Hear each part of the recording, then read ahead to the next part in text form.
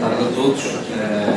Vamos entrar na fase final deste nosso seminário com a nossa mesa redonda, um debate, onde vamos tentar, de certa forma, criar um espaço de diálogo, primeiro com estes nossos convidados que aqui estão e que tentamos trazer convidados que são representativos, digamos, das várias dimensões deste tema, da segurança de máquinas e da diretiva máquinas. E depois iremos abrir o debate também ao público aqui presente, para que possam também colocar as vossas questões a estes oradores e aos outros que aqui já por aqui passaram também e que ainda cá estejam e que nos possam esclarecer. Obviamente o tema é complexo e é vasto e obviamente que ele não se esgota. O objetivo é sensibilizar e informar todos os interessados no tema da segurança de máquinas. E também este seminário é inserido na campanha de máquinas e equipamentos de trabalho e é um dos vetores dessa campanha, o vetor correspondente à máquina segura e que tem a ver de facto com a concepção dos equipamentos e das máquinas de forma a garantir que os riscos são eliminados logo na sua fase inicial do projeto. E daí também o tema desta mesa redonda do projeto a utilização segura de máquinas. Entretanto, os oradores que cá estão, alguns deles já foram apresentados. Temos de novo connosco, que é ao meu lado esquerdo, a engenheira Natália Ribeiro, que é engenheira mecânica, formada em engenharia mecânica e é responsável do departamento de máquinas elevadoras e equipamentos de trabalho. É também vogal na Comissão Técnica CT 130, plataformas elevatórias, e CT 40, máquinas de ferramenta. Ao meu lado também está o engenheiro Francisco Alba, que é engenheiro auxiliar técnico e é diretor no CATIM desde 1989, responsável pela unidade de Engenharia e Segurança de Máquinas e Qualidade e Inovação em Máquinas. Eu também fazia aqui uma pequena nota. Em 2015 passaram 20 anos da entrada em vigor da Diretiva Máquinas em Portugal e este ano, 2016, decorrem também 20 anos desde que foi feito o primeiro exame CE de tipo, um procedimento que é levado a cabo pelos organismos notificados em máquinas de especial perigosidade e neste caso foi uma quinadeira, a primeira máquina que foi sujeita a exame CE de tipo por um organismo notificado português. Está aqui o engenheiro Rui César da Adira, não era uma máquina da Adira, mas era uma máquina construída em Portugal e também estes dois colegas que estão aqui ao meu lado e eu próprio fazíamos parte da equipa que fez esse exame de tipo, portanto é de facto um período de tempo suficientemente vasto para podermos refletir um pouco sobre tudo o que se passou desde então, as competências que foi necessário adquirir, que no nosso país não existiam, e até estarmos já em velocidade de cruzeiro e conseguir ter, de facto, aqui uma audiência como esta é muito importante salientar também esse objetivo que foi atingido e salientar que o caminho continua e, de facto, esta reflexão que estamos aqui a fazer é muitíssimo importante para que possamos melhorar todos os processos associados à segurança das máquinas e dos equipamentos de trabalho. Eu iria, então, começar a colocar algumas questões para que os nossos convidados possam debruçar sobre estes temas.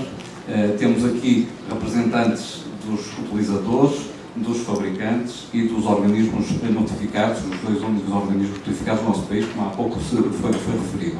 Eu iria, então, começar, e também dos organismos de fiscalização, obviamente, a engenheira Marina Dias e eu próprio, que somos representantes por parte da Autoridade para as Condições de Trabalho e da Autoridade de Segurança Alimentar e Económica, que são as duas entidades que têm competências no domínio da fiscalização da segurança de máquinas. Iria então começar pelo princípio, que é o fabricante, e eu iria interessar ao engenheiro Orlando Mota uma questão relacionada com o fabrico de máquinas, e neste caso estamos na presença de um fabricante que tem um mercado global e insere-se no mercado global. A Europa tem uma indústria de bens de equipamento muito forte e, portanto, aposta decisivamente nesse setor de atividade. O facto de termos legislação muito exigente na Europa e com certeza que terá reflexos para as empresas que intervêm no mercado global, para as empresas que vendem os seus produtos, as suas máquinas em todo o mundo. Portanto, a minha questão é exatamente relacionada com se existe algum reflexo nessa maior exigência depois no ato da comercialização da marca a nível global e também de que forma é que os clientes valorizam as medidas adicionais de segurança que a diretiva exige, se isso é valorizado pelos clientes e como é que eles veem essas características especiais que as máquinas produzidas na Europa apresentam e que muitas vezes máquinas provenientes de outros países não têm esses mesmos requisitos.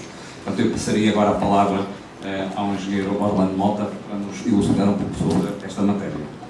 Eu diria que sim. Aliás, aquilo que nós temos verificado ao longo dos anos, existe efetivamente os mercados, nomeadamente o mercado da construção, que é o mercado da construção e o mercado das energias, que é aquele com os clientes com os quais trabalhamos. Existe uma grande predominância em termos globais de empresas cuja gênese está na Europa. O que faz com que nós temos verificado ao longo dos últimos anos, inclusive, que existem muitas empresas que mantêm os centros de aquisição de equipamentos na Europa, exatamente para poder beneficiar de equipamentos que são insuspeitos e possam ser comprados na Europa. Amanhã estão a trabalhar no Brasil, depois estão a trabalhar em Angola e, passados uns anos, estão a trabalhar na Austrália e regressam novamente à Europa. Temos, inclusive, verificado clientes cujos destinos e operações estão fora da Europa, exatamente a comprar equipamentos europeus que respeitam normativas europeias, porque, efetivamente, e como eu disse há pouco, os mercados são globais, faz com que essas empresas hoje estejam a trabalhar em mercados cuja diretiva máquina não se impõe, mas eles sabem que mais dia, menos dia, podem ter necessidade de regressar à Europa. E comprando um equipamento destes, obviamente tem a vantagem que no dia em que pretendam regressar à Europa, têm um equipamento que o podem cá regressar e não é um equipamento sem marcação CE e que terão que o, desculpa a expressão, abandonar nos locais onde estejam a operar. Que características que a diretiva porventura exige? Ainda há pouco conversávamos sobre a questão dos elevadores, dos acessos. Que outras características eventualmente poderiam ser valorizadas pelos vossos? Sim, eu começava se calhar só por aí, com uma nota muito sucinta, até para percebermos até o ponto a evolução na Europa se faz neste sentido. Não vai há muitos anos que discutíamos ainda sobre os acessos às gruas, e tipicamente, e volto a referir apenas as gruas de construção civil, ou seja, as gruas de torre, que discutíamos se as plataformas deviam estar a 5 metros ou a 10 metros, mas 5 metros foi aquilo que começou-se a normalizar, a standardizar, e não estamos a falar há 50 anos, ou seja, há relativamente uma quantidade há poucos anos começou aqui em Portugal insistentemente a referir isso. E ainda assim encontramos equipamentos que não respeitam sequer a diretiva máquinas. Enquanto em França, neste momento, já se está a falar em elevadores, ou seja, a partir do próximo ano, os equipamentos produzidos em França e comercializados em França já não terão as típicas escadas de acesso, como nós vemos aqui, e terão um elevador incorporado no seu interior, ou seja, do ponto de vista ergonómico, o operador não terá que escalar durante 40 ou 50 metros para chegar ao seu posto de trabalho, terá um elevador que o levará desde a base até o seu posto de trabalho. E por isso é disso que estamos a falar, exatamente, estamos a ultrapassar todas essas barreiras a uma velocidade, eu diria que estamos a fazer neste momento, em termos do ponto de vista de segurança e ergonomia, a cada ano aquilo que até há pouco não fazíamos em cada 10 anos. Muito obrigado por este esclarecimento. Obviamente que a seguir aos fabricantes temos os utilizadores, e já de manhã tivemos o engenheiro Carlos Carvalho da Bosch a falar-nos um pouco sobre a sua experiência na utilização de máquinas e a relação com a diretiva. Eu iria colocar uma questão que tem a ver com as vantagens que a diretiva traz aos utilizadores. O que é que os técnicos de segurança, e com certeza que haverá aqui muitos também, que beneficiam pelo facto de terem máquinas que estão de acordo com a diretiva, e também para nos falar um pouco sobre a sua visão da complementaridade que existe entre a diretiva máquinas e a diretiva equipamentos de trabalho, a diretiva dos utilizadores, e que de facto teremos que ter forçosamente aqui um ajuste entre esses dois requisitos, e penso que será consensual, teremos vantagens nessa complementaridade e de que forma é que vê isso no seu dia-a-dia, numa empresa com muitos trabalhadores e com uma diversidade muito grande de equipamentos e máquinas usados nos locais de trabalho. Em primeiro lugar, eu vou ver um bocadinho atrás, que é da Manitar. Nós somos uma entidade global e temos um conceito, os nossos produtos são vendidos em todo o mundo e são produzidos em todo o mundo. Portanto, a standardização dos equipamentos e das máquinas, dos processos, é ótimo e a voz também não diferencia se o equipamento ou as máquinas vão para a China, ou vão para a Austrália, ou vão para o Brasil, ou para os Estados Unidos, ou para o México. O standard, digamos, implica este nível que é muito bom em termos da marcação CE. Depois também há a grande vantagem, que eu comprovo, a grande vantagem do fabricante executar, e há outro conceito de Bosch, que a Bosch tem um conceito que nós chamamos ou lead plant ou process owner, ou seja, nós replicamos, há só uma área, normalmente é na Europa, pode não ser, que faz a linha de produção, escolhe as máquinas, define o processo, define a standardização, aplica as normas que foram muito bem descritas e depois faz a replicação para as outras localizações, por várias razões, inclusive de segurança também, mas também por questões que nós chamamos BCM, Business Continuum Management, o que permite que, se acontecer alguma coisa numa localização ou alguma paragem de produção, nós possamos, em termos globais, manter todo o processo. Obviamente, a questão da segurança, é aquilo que nós estamos a falar, é relevante e posso dizer que se há uns anos, noutros países que nós chamamos de terceiros, ou países que nós pensávamos que tinham níveis de segurança baixos, hoje em dia a evolução tornou-se noutro sentido, ou seja, eles, os próprios países já têm um nível de exigência tão grande ou igual, digamos, à Europa. Obviamente, as grandes vantagens, não há dúvida. Para os técnicos, nós não podemos esquecer que nós há muitos anos tínhamos, devido à nossa standardização, grandes dificuldades e até acidentes de trabalho em máquinas, e hoje isso, na Bosch, em termos de máquinas, não existe. Ou seja, há uma relação clara e inequívoca que a standardização e o uso, e foi bem explicado aqui pelo engenheiro Francisco Alberto, peço desculpa, foi muito bem explicado, aqueles standards todos, efetivamente, permitem aquilo, a percepção dos nossos trabalhadores, querem todas as máquinas idênticas, e, portanto, nós até a grande flexibilidade que temos nos processos produtivos permitem também, em termos de segurança, nós, os equipamentos todos e as máquinas, ter o mesmo standard. Portanto, os standards são bons. A Bosch é um fã de standards, também concordo que há muitos standards, mas efetivamente a Bosch, por princípio, usa muitos standards, até por causa da sua dimensão, mas efetivamente as máquinas são mais seguras. Eu relembro que uma máquina que tem marcação CE, há muitos outros questões à volta da máquina que nós, os técnicos, não podemos esquecer. Há o espaço físico, há as questões ergonómicas, há outras questões tipo iluminação, que não está na máquina, mas que é importante. Portanto, há vários fatores que, independentemente de ser uma grande vantagem, efetivamente, a standardização ou a diretiva de máquinas ou os equipamentos estarem certificados, não há dúvida. Portanto, dois fatores: aumenta a segurança, aumenta a standardização, também a facilidade e a flexibilidade no processo produtivo, e também, importante, reduz claramente quem teria acidentes e efetivamente consegue diminuir e resolver muitas atividades. Relembro aqui que de manhã nós podemos ter isso, mas temos que, como disse o engenheiro da ADIRA, há sempre um risco residual.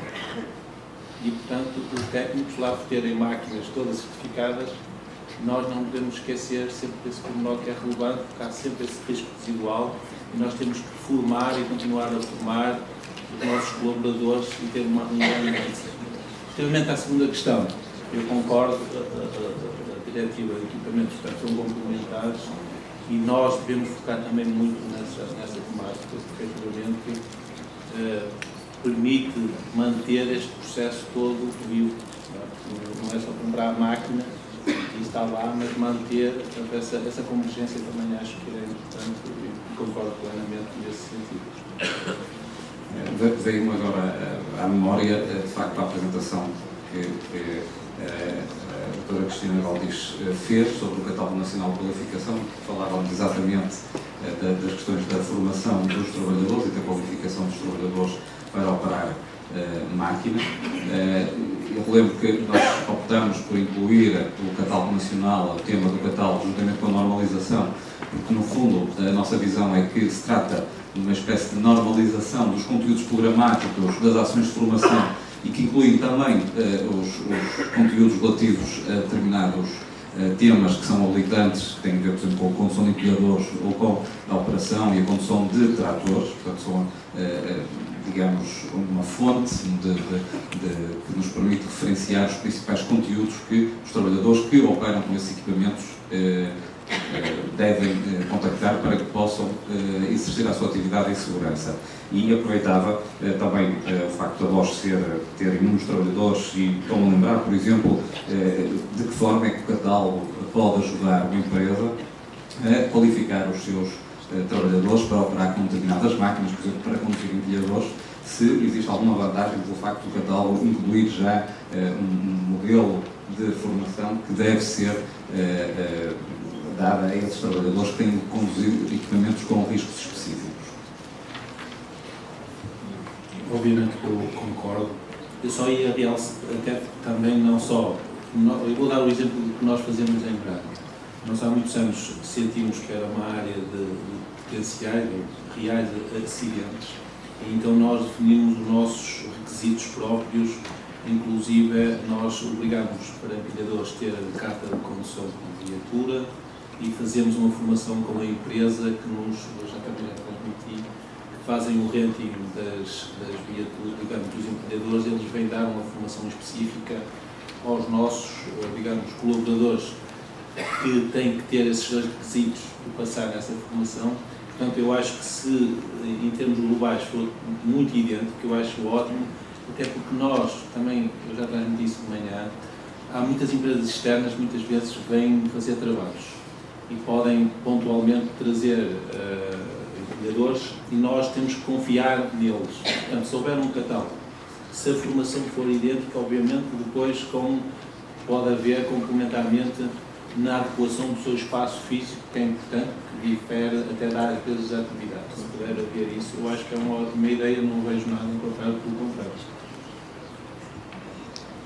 Continuando então o nosso processo de certificação, passamos do utilizador e vamos falar um pouco com os organismos que fazem a certificação de conformidade das máquinas ou a avaliação de conformidade das máquinas.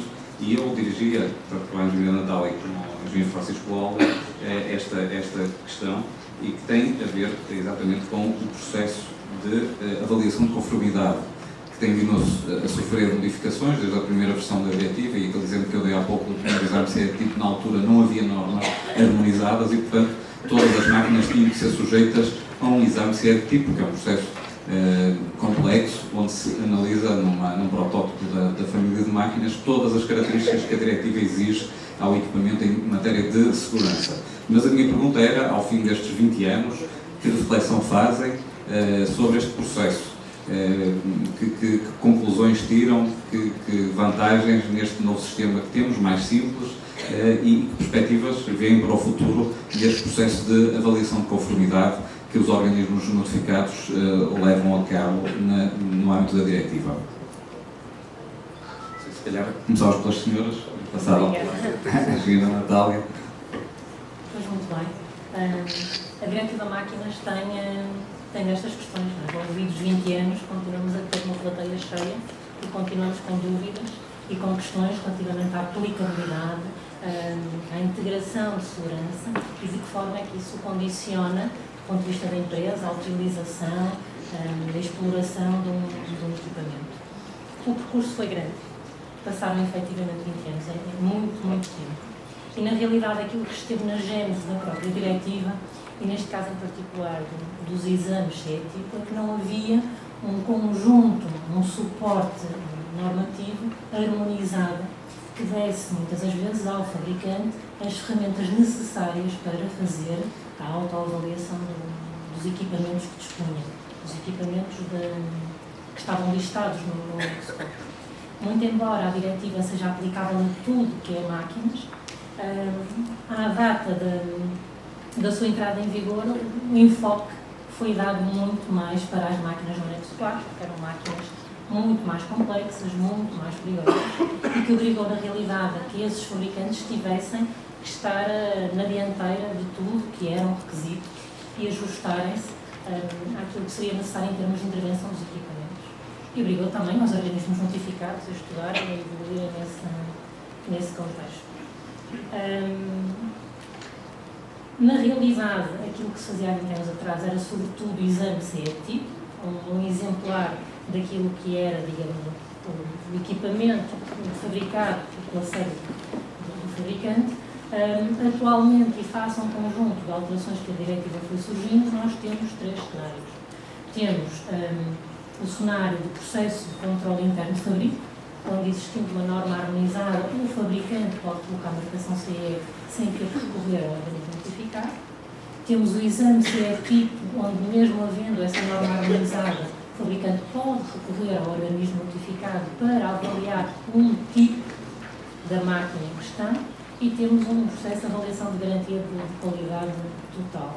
A questão que se coloca é que, devolvidos 20 anos, nós temos muitas normas harmonizadas. E aquilo que era a atividade do organismo notificado, em que maioritariamente fazia exames CE-tipo aos fabricantes de bens e equipamentos, a nível nacional, estamos a falar de fabricantes de máquinas para madeira, maquinadoras e prensas, atualmente esses fabricantes já têm um produto estabilizado, já têm a interiorização de todos estes requisitos e possivelmente aquilo que a intervenção do organismo notificado é muito residual, até porque o podem fazer com o processo de controle interno de fabrico. Ou seja, o ter a norma harmonizada, por um lado, facilita a colocação no mercado e o cumprimento de tudo que são regras com a diretiva máquinas. Por outro lado, o que se nota, e foi aquilo que também foi discutido aqui hoje, é que ao ter um processo, entre aspas, simplex, ou seja, o fabricante faz a autoavaliação do seu equipamento, isto também é um desafio, porque nós temos aqui fabricantes que podem ter interpretações distintas naquilo que é a integração de segurança de uma máquina. Porque acabamos por ter um mercado de equipamentos com marcação CE, ou declaração de conformidade, que não têm, ou podem não ter o mesmo patamar de exigências. Então, seria algo que seria necessário avaliar com esta divisão à diretiva máquinas. Por outro lado, a diretiva especifica um conjunto de requisitos. Facto é que durante 20 anos também houve uma evolução técnica, tecnológica muito forte e muito rápida. E era importante olhar não só para as máquinas que estão no Anexo 4 e perceber se elas têm sentido lá estar, ou se existem outras máquinas mais complexas ou mais perigosas, com outros riscos emergentes que decorreram então,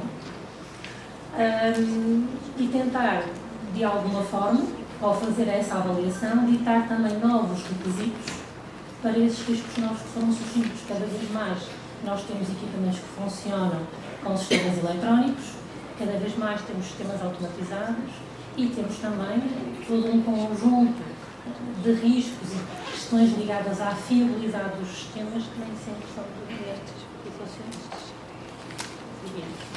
De facto, temos uma diretiva e temos uma estrutura que, de facto, nasceu numa determinada era industrial e nós, neste momento, estamos a fazer o futuro. Robôs colaborativos, por exemplo, é só um exemplo. Digamos, se numa fase inicial nós afastamos as pessoas das máquinas e protegemos de mínimas maneiras as pessoas das máquinas, hoje em dia vamos começar a colocar as pessoas outra vez nas máquinas. E, em alguns casos, vestir as pessoas de máquinas, os chamados exoesqueletos, de facto, ou seja, são partes, máquinas com estação dos braços, com estação do corpo. E isto levanta problemas imensos. A indústria, neste momento, a indústria mais avançada, neste momento já está a colocar robôs colaborativos, tudo quanto é simples, e nós já estamos a fazer a opção desse tipo de máquinas, não há normas, não há nada que sustente. Há muitas outras questões, há outros riscos que vão aparecer, de facto, deste novo ambiente. E, portanto, a nova diretiva, a reflexão que se vai iniciar neste mês de janeiro, se calhar já se iniciou, sobre a diretiva de máquinas, terá que refletir sobre esta nova, já falámos aqui, indústria 4.0, mas isso é a denominação alemã, que foi batizada pelos alemães, para toda a gente é a quarta revolução industrial, tem que refletir, de facto, esta realidade que já não é o futuro, é o que está a acontecer hoje. É o que está a acontecer hoje. Portanto, de facto, nesta reflexão sobre a diretiva e sobre os modelos de avaliação da conformidade, eu acho que há muita matéria para refletir. Por outro lado, nós partimos neste modelo de avaliação de conformidade daquela ideia ao modelo, aprova-se o modelo e depois o fabricante vai fazer uma série de máquinas igual ao modelo. Hoje em dia, cada vez as máquinas são mais customizadas. E depois são reconfiguráveis, o processo está sempre em evolução. Se olharmos para a tendência, que é as chamadas fábricas inteligentes, as smart factories, reparem, isto vai ser tudo interligado, tudo comandado, internet das coisas, e, digamos, estes novos modelos de avaliação da conformidade têm que ser claramente repensados. Não é possível a gente vestir o mesmo fato que vestimos nos últimos 20 anos, com o fato daqui para a frente. Agora, o problema levanta-se isto, é que fazer normas demora um tempo imenso. Como sabem, em setores muito avançados, por exemplo, nas telecomunicações, nem as grandes multinacionais não estavam à espera da construção das normas ao ritmo. Fizemos os seus protocolos, de facto, temos normas e temos as coisas a acontecer nas empresas. E estão a acontecer. Portanto, neste momento as empresas vão investir. Enfim, ninguém sabe por onde isto vai, mas sabe-se que tem que seguir por ali. Mais ou menos assim. Portanto, sabe-se que tem que ir por ali, porque se não for por ali, vai ficar num sítio qualquer que não é sítio nenhum.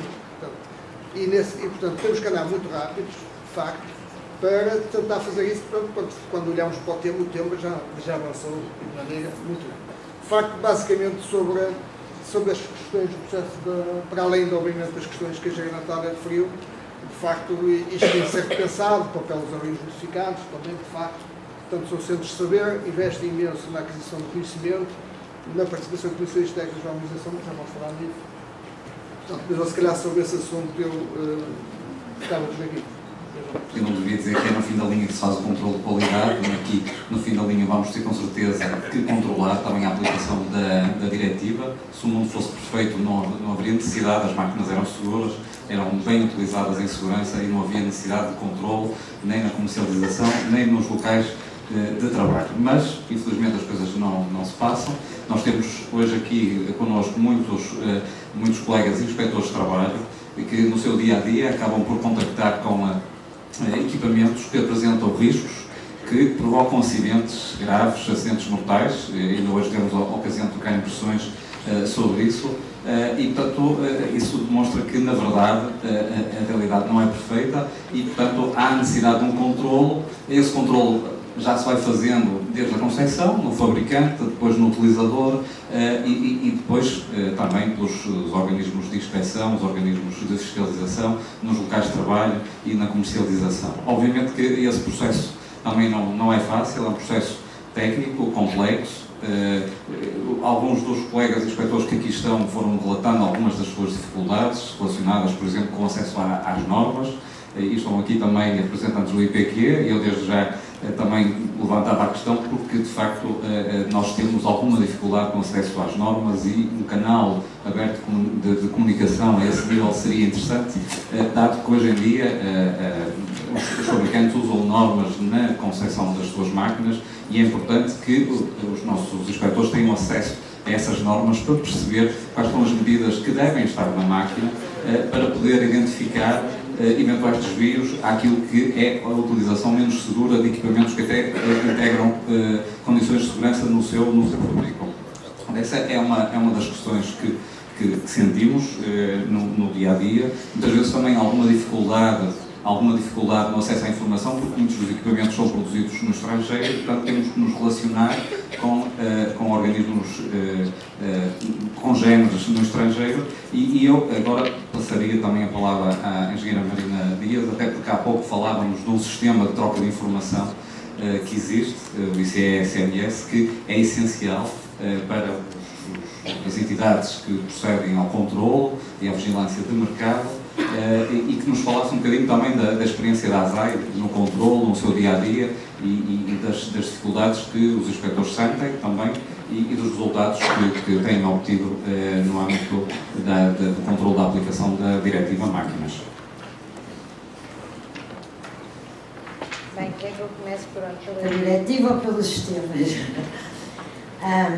Vou começar pelo sistema. O sistema ICSMS não é um sistema de alerta, é uma base de dados que foi criada há uns anos atrás e que a Comissão, com o Regulamento 765, para não estar a fazer outro sistema, foi buscar aquilo, era privado, era da Alemanha, comprou a base, comprou a base, levou-a para Bruxelas há cerca de 2 anos e, portanto, é um sistema que não é uma rede alerta, mas vou dar um exemplo. Imagino que isto é uma máquina e que agora o meu colega na Grécia está a fiscalizar esta máquina, vai pondo informações nessa base e para quem tenha essa matéria passa imediatamente para todas as autoridades de fiscalização do mercado que tenham essa matéria, com o intuito de quê? De eu, em Portugal, ver se esta máquina está a ser fiscalizada, escuso eu estar a fiscalizar, eu vou fiscalizar. Na realidade, é uma base de dados. É uma base de dados que se vai carregando e quando nós entramos nas ações de cooperação, por exemplo, esta que estamos a entrar agora das reguladoras, vamos ter que fazer colheitas de amostras, para não andarmos todos a repetir as amostras que acolhemos, o que é que eu faço? Aquela colher em Portugal, eu carrego na base e o meu colega de outro Estado-membro, da Holanda, ele vê, olha, Portugal colheu aquela máquina, eu não vou colher aquela máquina, vou colher outra máquina. É um bocado assim, é uma base de dados.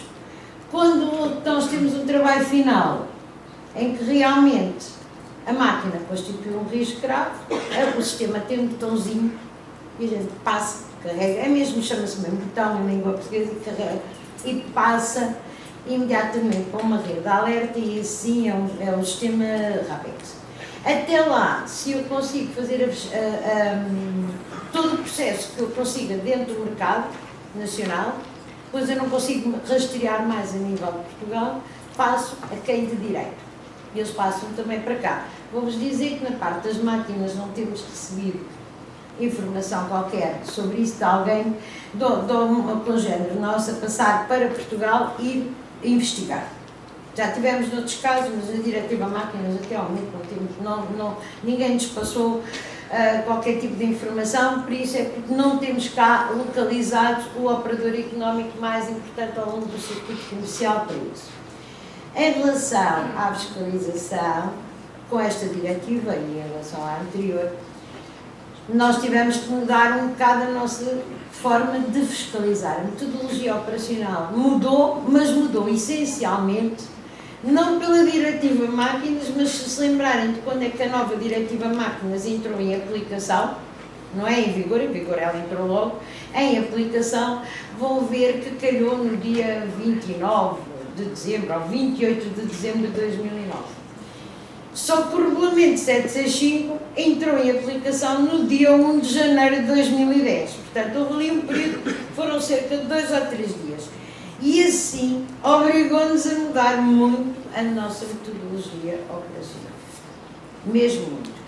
E, portanto, a consequência do Regulamento 765, o ele estar em aplicação, é que nos fez mudar a metodologia operacional. Nomeadamente, na maneira como eu expliquei, da parte da fiscalização documental e da parte visual, que era uma metodologia que nós não tínhamos. Portanto, foi uma consequência, obrigou-nos a mudar todo o tipo de procedimentos, todas as ações de formação internas a nível disso. E a outra que nos está a acontecer agora, que vai ser uma consequência, sim, e eu vou aproveitar as palavras de alguém que falou aqui, acho que foi o engenheiro Álvaro Coutinho, que falou em questões de inteligência, de mecanismos. Quando apareceu o pacote da livre circulação de mercadorias, uma das coisas que foi dito sempre, e isto está nos relatórios do Parlamento Europeu, foi sempre a fiscalização do mercado tem que ser moderna e inteligente. Por isso apareceram as partes todas documentadas.